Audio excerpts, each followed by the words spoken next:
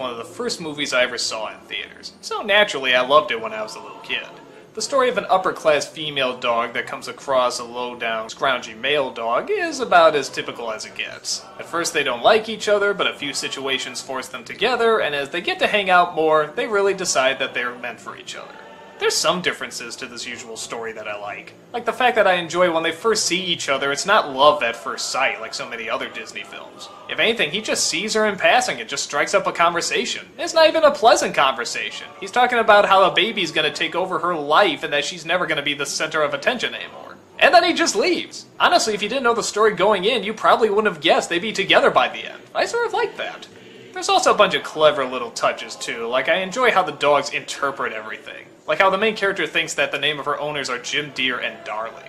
Simply because that's what they call each other all the time. Oh, darling! In the kitchen, Jim dear. As Disney films go, it's cute. Nothing that spectacular. It keeps your interest, you want to know what's going to happen, but there's no real big surprises or any phenomenal bits of animation or, well, just anything that really stands out that much. But for what it is, it's a decent film. It did give us that great Siamese song, though, I don't know, is that racist? Now, too? I'm not sure. But it's the one song everybody hums when they're leaving the theater, so that's gotta count for something. We are Siamese, if you please. We are Siamese, if you don't please.